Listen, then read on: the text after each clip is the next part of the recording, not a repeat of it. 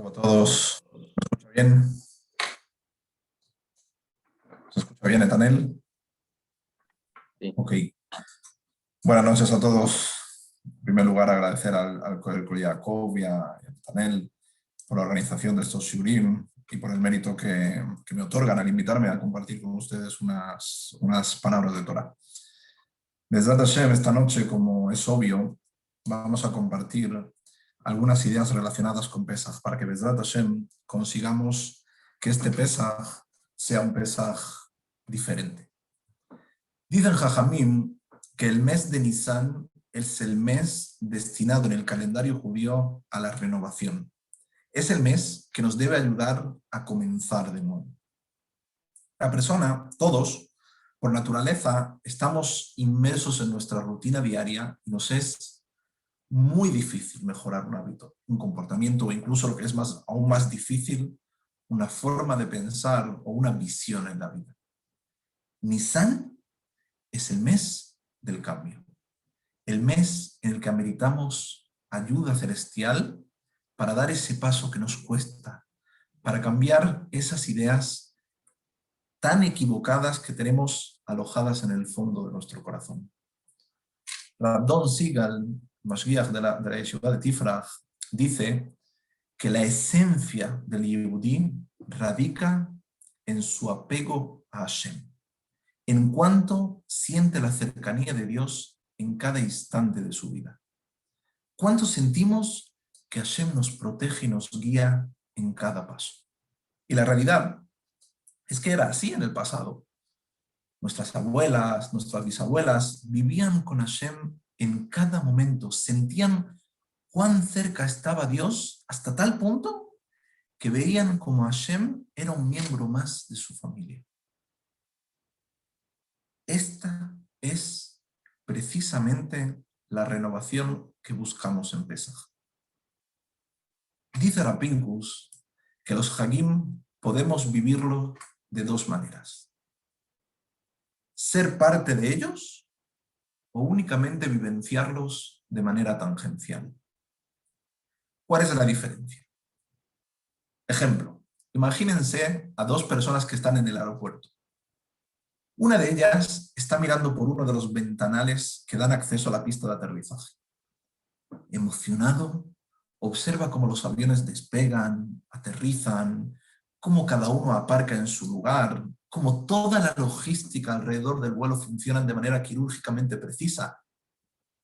Una vez transcurridas unas horas, esta persona se va del aeropuerto, vuelve a su casa emocionado.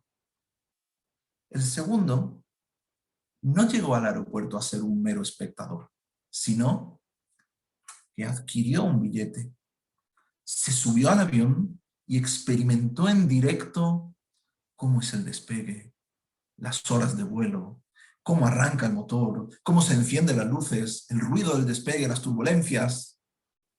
Obviamente, la experiencia de esta persona es otra completamente distinta. Dice Rapinkus, podemos ser simples espectadores o por el contrario, podemos ser parte del Hag. A veces nos sucede que pasamos por Pesaj como simples turistas. Todo el esfuerzo de Bedikat Hametz, los preparativos para el Hag, la limpieza, la noche del Seder, todo maravilloso. Pero llega la noche de Nimona y únicamente nos hemos quedado con lo exterior.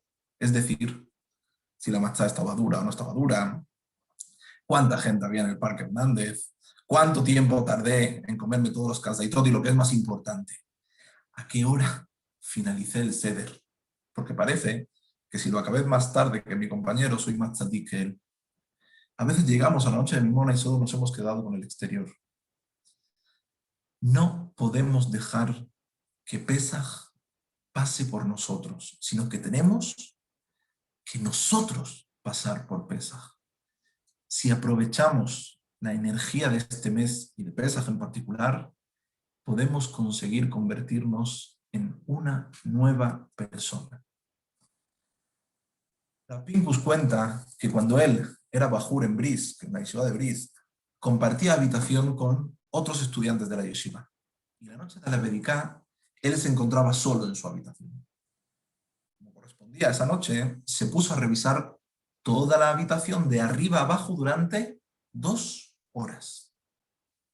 El trabajo era arduo y terminó exhausto. Al finalizar, se sentó en la cama, satisfecho por haber cumplido con la mitzvah.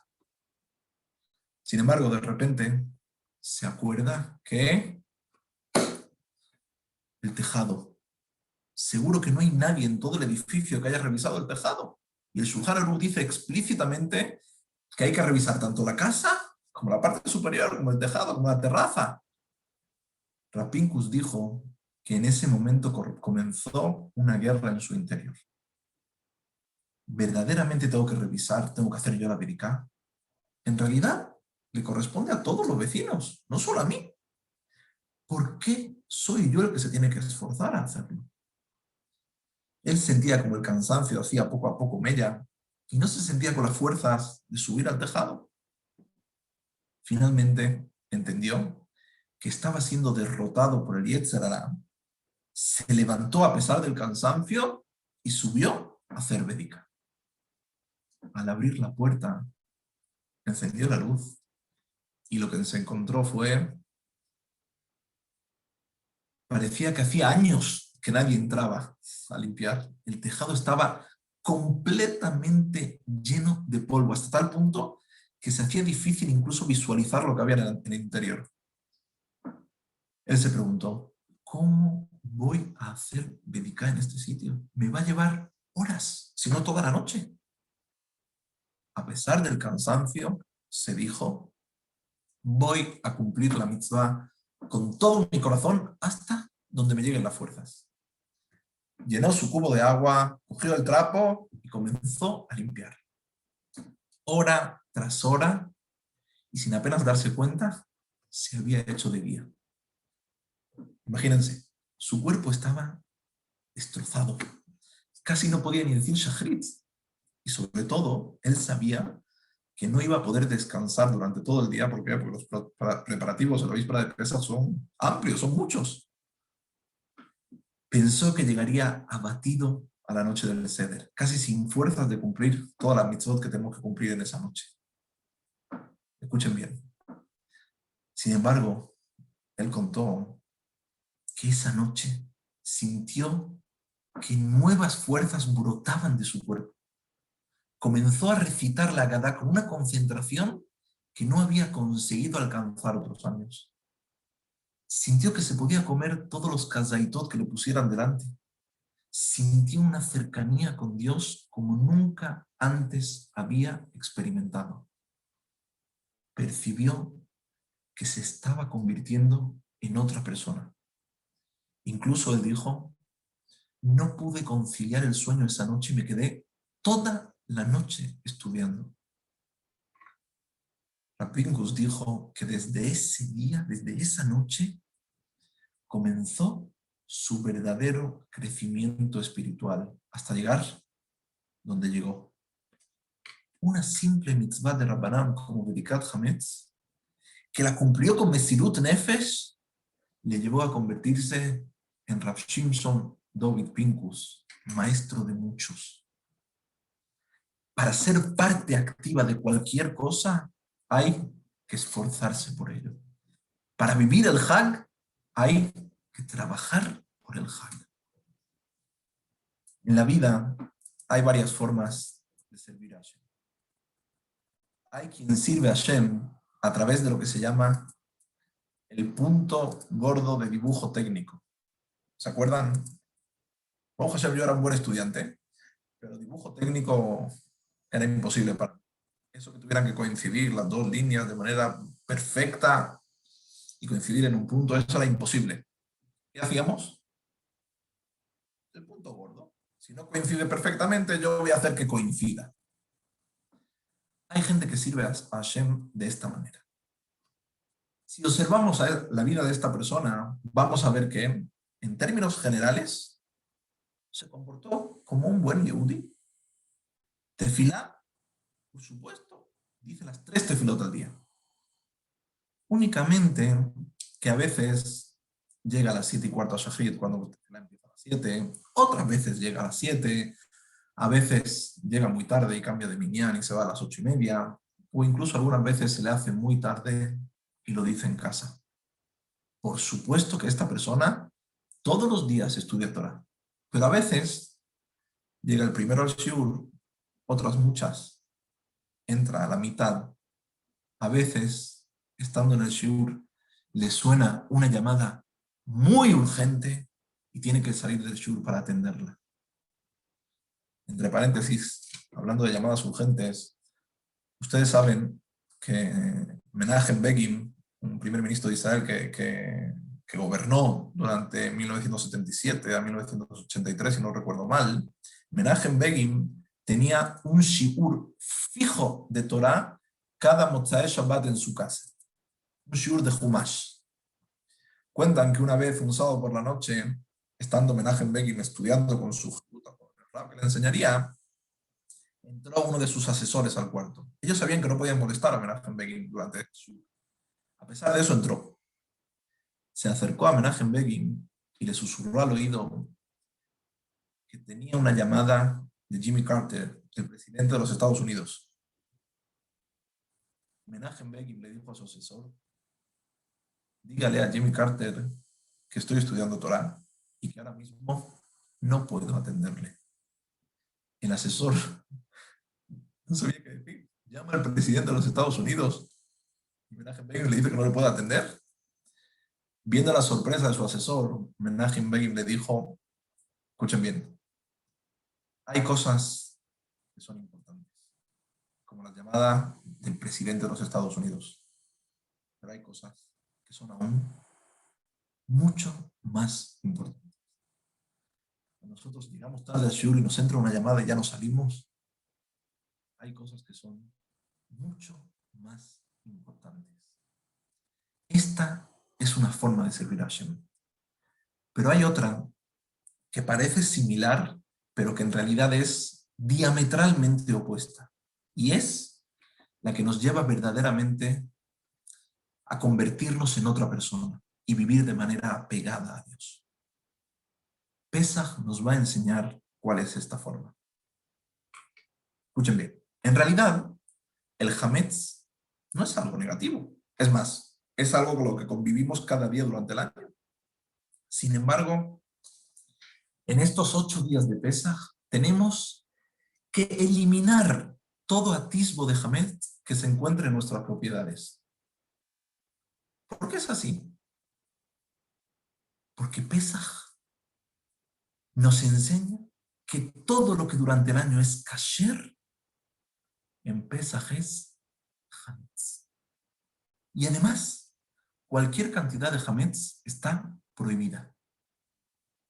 Es en Pesaj donde aprendemos a poner foco en esos pequeños detalles, en evitar esas llamadas muy urgentes.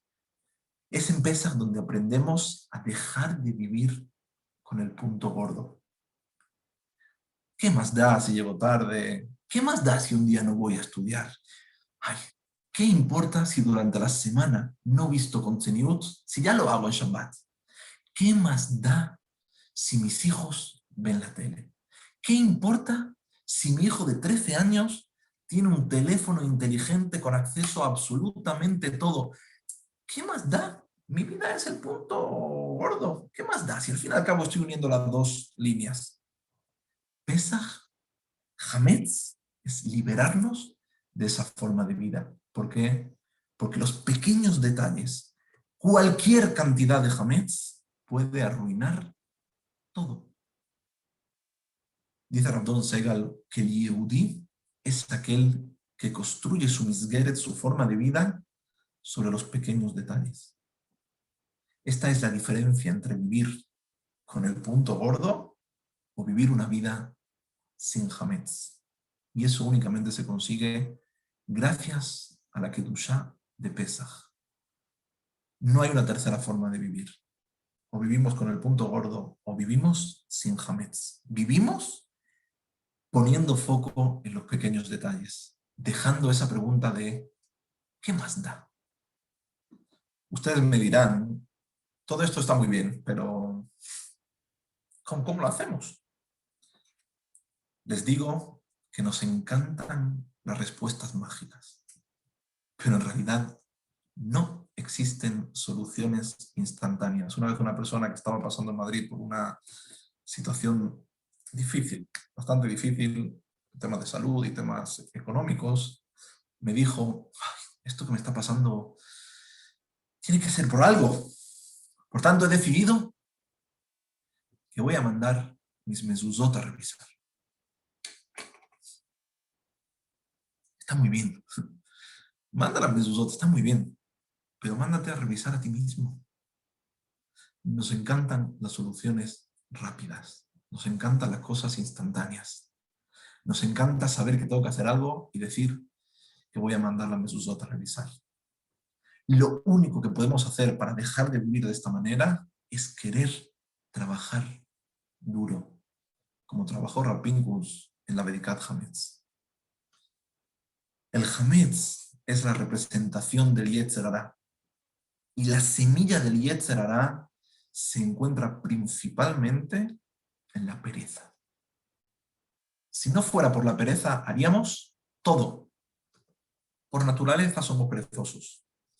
En Israel hay una frase muy común que está incrustada en el vocabulario de los niños y que yo personalmente prohíbo terminalmente en mi casa.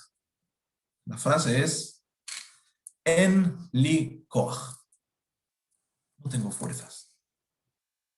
La pereza, al igual que la levadura, es lo que hace fermentar al resto de nuestras cualidades negativas. Por eso hay que hacer bediká, biur, bitul, hay que quemar el hametz, hay que sacarlo de casa, hay que eliminar completamente la pereza de nuestra vida.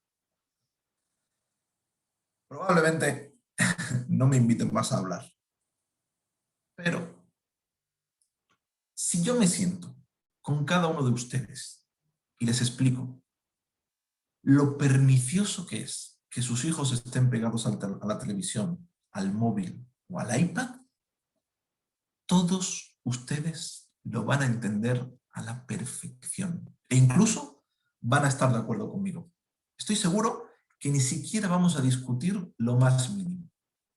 Sin embargo, cuando acabe nuestra conversación, volverán a casa y ¿qué harán?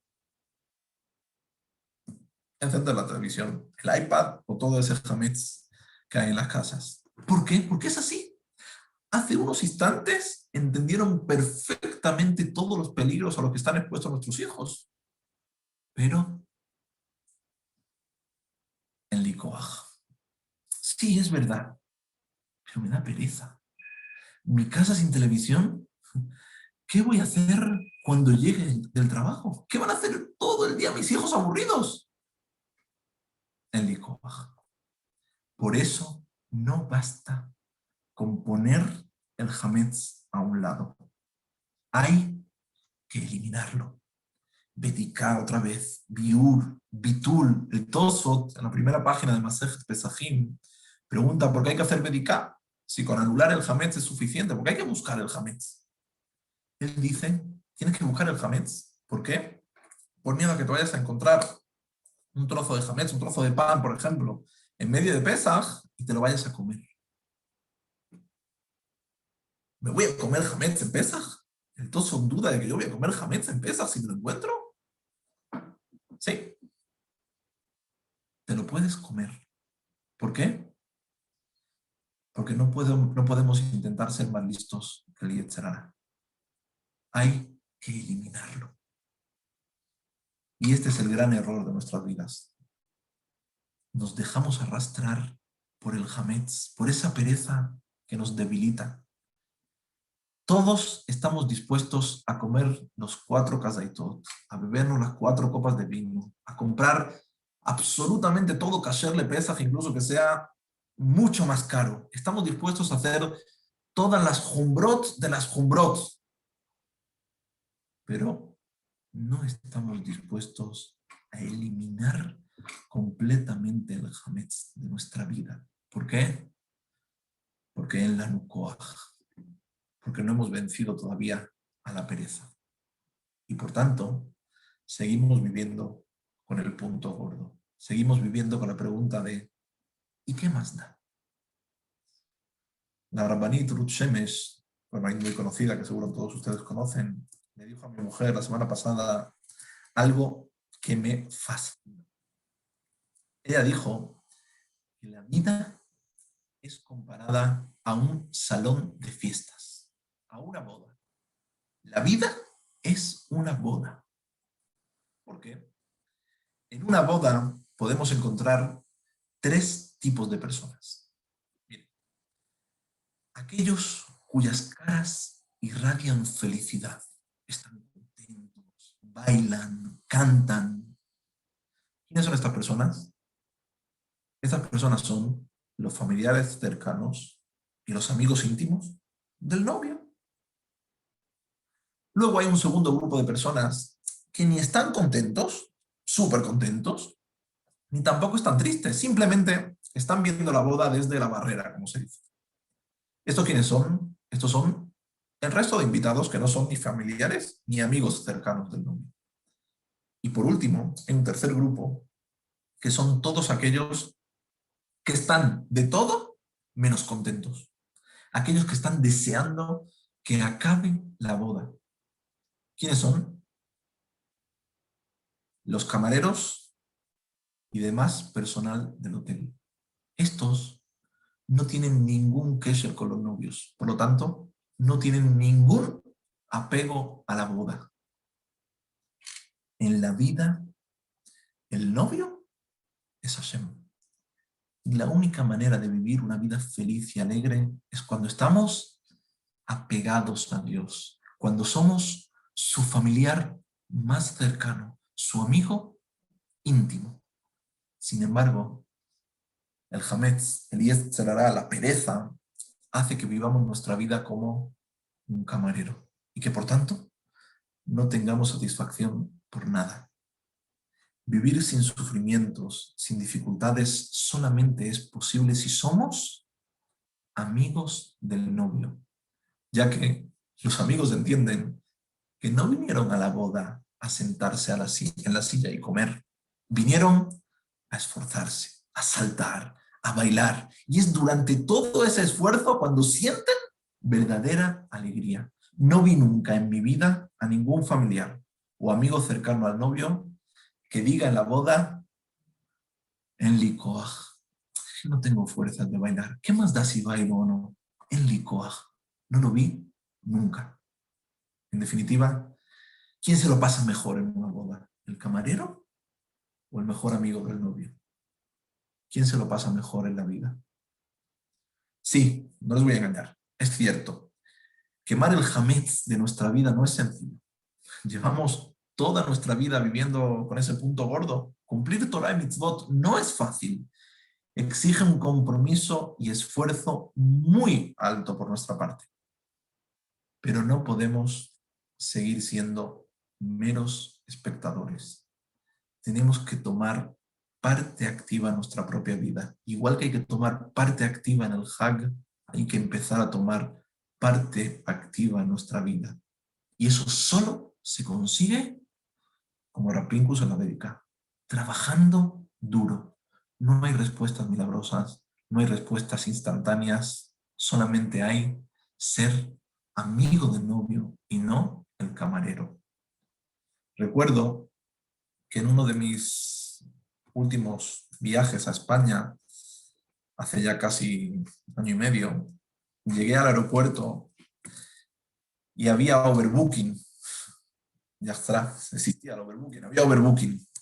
Al ser que yo tenía tarjeta Silver de Air Europa, me ofrecieron viajar en business. Primera vez en mi vida que iba a viajar en business. No en cualquier business, en el business de el Boeing 787 Dreamliner de Air Europa. Si han viajado en él, eso es hotel 5 estrellas. Y yo iba a viajar en business. Recuerdo que subí al avión y se pueden imaginar. Cuando llegué a mi sitio, a mi silla, o mejor dicho, a la cama, porque ese asiento se convertía en una auténtica cama incluso para alguien de 1,90 como yo. Obviamente ya ni que contaros del servicio a bordo. De verdad, hotel 5 estrellas. Sin embargo, la noche anterior al vuelo, al viaje, no había podido dormir mucho, prácticamente nada, por un motivo.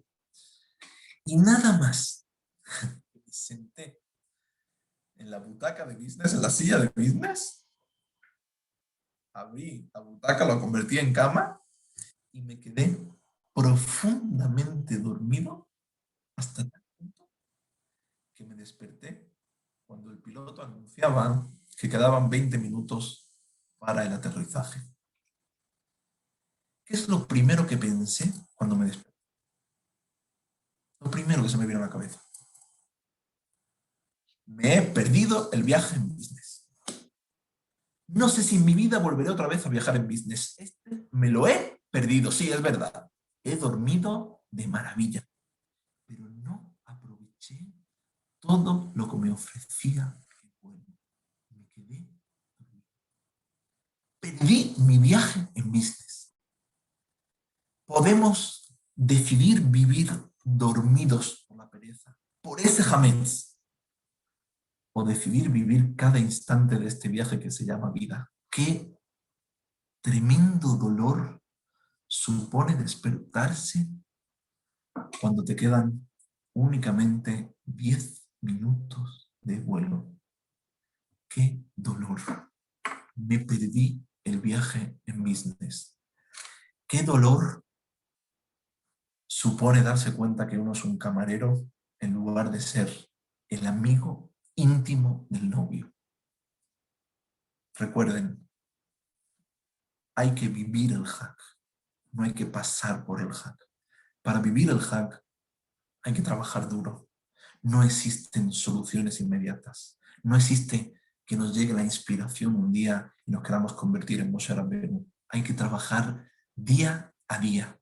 Y lo primero que uno tiene que hacer es abandonar esa vida del punto gordo, del qué más da, y empezar, a centrarse en esos pequeños detalles, en eliminar todo atisbo de hametz, sí, incluso de aquellas cosas que durante el año son aparentemente kasher. Eliminar cualquier atisbo de hametz para empezar a ser amigo del novio y no a ser un simple camarero, de manera que nos despertemos cuando solamente queden 10 minutos para aterrizar.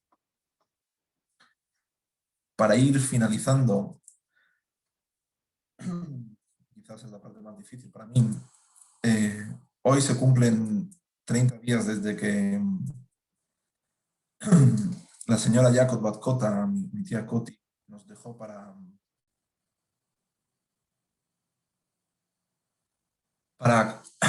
acompañar a su esposo en Olama Emetz. La verdad es que en todo este tiempo yo no he encontrado palabras que decir a sus hijos, porque sinceramente no sé si las hay. Por lo que he preferido todo este tiempo guardar silencio, ya que normalmente con los silencios es como mejor se expresan los sentimientos. Cuentan que una vez Napoleón estaba siendo perseguido por el ejército ruso y únicamente encontró auxilio en casa de un yehudí. Este judío escondió a Napoleón debajo de 10 colchones en una de sus habitaciones. Puso 10 colchones y debajo estaba Napoleón. Cuando llegaron los soldados rusos, irrumpieron en la casa y empezaron a buscar a Napoleón por cada rincón de la vivienda. Entraron en la habitación donde se encontraba Napoleón y empezaron a quitar colchón a colchón. Cuando únicamente quedaba un colchón, un soldado dijo: no merece la pena seguir esforzándonos, Napoleón no está en esta casa. Cuando los soldados abandonaron la casa, la vivienda, Napoleón entendió que se había salvado milagrosamente y agradeció al yehudí por su ayuda. Antes de marcharse, el yehudí le preguntó: ¿Cómo te sentiste cuando únicamente quedaba un solo colchón para que fueras descubierto? Cara dura, eres un cara dura, le contestó Napoleón enfadado. ¿Cómo te atreves a hablarles así a Napoleón? En ese momento, sin titubear, ordenó a sus soldados que se llevaran a ese judío y que fuera colgado en la horca. Los soldados, obviamente, obedecieron la instrucción de Napoleón, apresaron al yehudí y se lo llevaron directamente a la horca. En el momento en el que la cuerda rodeaba su cuello e iba a ser asesinado, llegó una orden de Napoleón que lo liberasen y lo trajeran a palacio. Cuando este yehudí se presentó delante de Napoleón, este le preguntó: ¿cómo te sentiste cuando tenías la cuerda alrededor del cuello? ¿Qué sentiste en ese momento? ¿Qué pensaste? ¿Querías saber cómo yo me sentí cuando quedaba un solo colchón? Ahora tú mismo puedes contestarte a tu propia pregunta. Dice Rabbi Biderman que con este sipur aprendemos que es imposible ponerse en el lugar del otro. Es imposible sentir lo que siente el otro hasta que uno no vive lo que está viviendo el otro. Por eso nuestros jajamim nos dicen que está prohibido juzgar a los demás. Queridos primos, querida familia Belilte y en general, querida comunidad de Melilla que tantísimo ha sufrido estos meses, es imposible entender lo que cada uno estáis sintiendo en estos momentos. Es imposible ponerme en vuestro lugar. Y además, es muy complicado encontrar palabras para que nos puedan intentar calmar tanto dolor. Por eso a veces el silencio expresa más que las palabras. Pero únicamente hoy en el día de la Mishmará quería decirme a mí mismo aquello que está escrito y que decimos cada viernes por la noche en Shira Shirim: Mashgiach mina halonot metzitz mina harakim. ¿Qué significa? Dios, Mashgiach mina halonot, nos mira desde las ventanas, metzitz mina harakim, y nos observa desde las rejillas. Nos mira desde las ventanas, nos observa desde las rejillas. Aparentemente es redundante. Sin embargo, encontramos una diferencia crucial para entender, o para intentar entender al menos, cómo Hashem se conduce con nosotros. Miren la diferencia. El que está observando desde una ventana puede observar y ser observado por los demás. Sin embargo, el que está mirando desde una rejilla únicamente puede ver a otros, pero nadie puede verle a él. A veces Hashem nos cuida, nos mira desde la ventana, desde donde también nosotros podemos percibir y sentir a Hashem, desde donde todo nos es claro y somos capaces de entender el cómo, el porqué de las cosas. Pero hay otras veces que Hashem decide guiarnos desde un agujero pequeño, desde una rejilla, desde donde no podemos verle, ni mucho menos entenderle. No sabemos responder a las múltiples interrogativas que tenemos y por tanto, lo único que podemos hacer es confiar que detrás de todo esto, detrás de esa rejilla, continúa Dios mirándonos y cuidándonos. El maror, ese alimento amargo, esa lechuga, esa endivia, que es parte de la noche más alegre del año, la noche del Seder.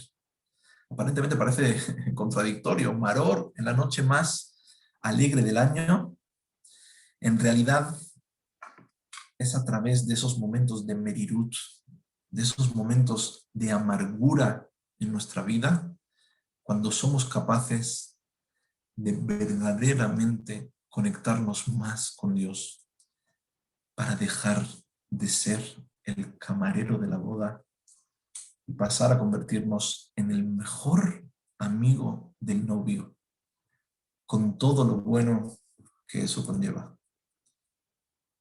Que tengáis todos, Bezrat Hashem, un Pesach Kasher, y que de verdad intentemos que también sea Sameach, para que pronto nos veamos en Jerusalén, con el Bet HaMikdash reconstruido, volviendo todos, los de aquí y de los de arriba, a juntarnos en alegrías, Bezrat Hashem. Que tengáis Chag Sameach. Gracias a todos. Muchas gracias. Si no le molesta, si abro los micrófonos por si alguna persona tiene alguna pregunta.